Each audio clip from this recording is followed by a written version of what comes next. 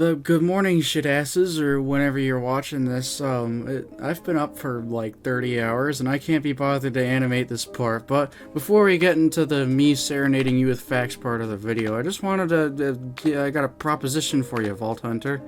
Why don't you subscribe? That shit helps me out a lot. Like, a lot. And also hit that like button, too, and comment what you like about the video. Thank you for watching. Bye.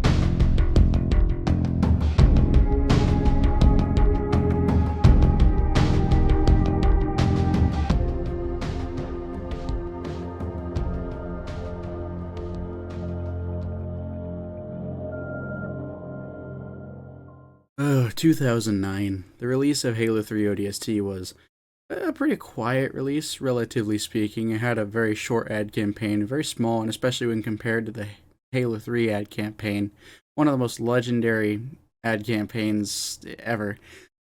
Take a shot every time I say ad campaign. A Halo 3 ODST is one of the most perfect games of all time, like every other Halo game released by Bungie. Now, interestingly enough about this game, when it released, it was $40. Think. We're gonna go with that number. And it didn't have like a standard multiplayer mode. It had campaign and then it had firefight. No forge, no MLG fucking team deathmatch. It was just straight campaign and this new thing called firefight. Firefight was basically just survived against a bunch of waves of enemies, and the campaign, well, it was a pretty goddamn good one. So rather than plotting you on a course through a pretty linear campaign, you were put down into a big open city and you had to go and find all these different little things around the map. It could be like a sniper rifle that was bent in half, and all these were clues about where your squad went. Because just beforehand, all of you and your squad got split up after this big ship thing went into slipspace. Why did I say ship thing?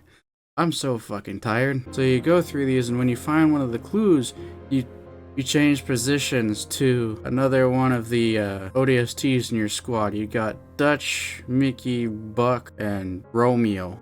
You don't ever play as Dare, but that's whatever. But anyhow, you go through the city, you find these clues about where your squad members are. And then after you complete those missions, you get fucking weapon caches that Virgil, the city's supercomputer, will unlock for you. Now, the campaign's pretty goddamn good, but in the limited time frame that I have, I really can't be bothered to like try and explain it in detail. What I'm really here to talk about is the goddamn music, man. That's some good shit. So, first of all, I would like to say, before I played Halo 3 ODST, I was not a huge jazz fan, but after I played this game, bet your ass I'm listening to some jazz now. Marty O'Donnell's a fucking wizard, man. Michael Salvatore, too. I almost forgot about that, man. Yeah, he plays guitar. But, I mean, just take a listen to some of these tracks. Of which I cannot remember the name, because as I said, I am not sleep.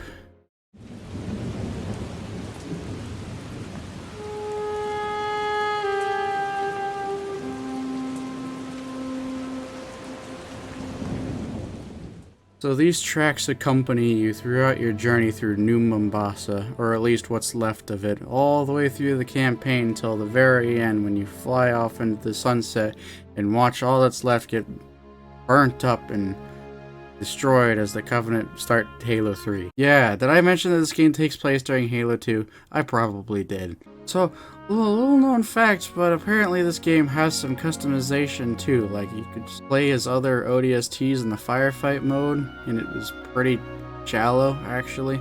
But the fact that it's there is kind of cool, and I could appreciate Bungie for doing that. That's pretty cool. Thanks, Joseph Staten. Speaking of firefight, I should actually probably pay a little more attention to that. Firefight's actually kind of fun, because you can do custom firefight, you can do firefight with the boys. I have yet to do it with the boys, because the boys are inconspicuous mean words. But yeah, so it's pretty similar to Halo Reach. You got sets and waves within those sets. You can change them however you like. Set, start, tough luck, on. And there's a select few maps available. There aren't too many. I mean, considering that this is like an expansion. I'm calling it an expansion pack. That's what it is. Hey, to round all this off, Halo 3 ODST is a love letter to expansion packs. It's really the last of an era, because by this point, expansion packs started to fall out of style, and it was more about of DLCs with 4 maps and the bonus weapon. It really was the last of its kind, though. Maybe hats off, a farewell to the glory days of expansion packs. You know, I'm looking at you, opposing force and resurrection of evil. Rest in peace. And that wraps it up about. I'm sorry if this was a little short, my gamers. I'm a sleepy little gamer. I'm gonna keep it $1.50 with ya. I've been up for way too goddamn long, and I'm stressing myself out a lot. I'm doing this all in one sitting. There's no script here either.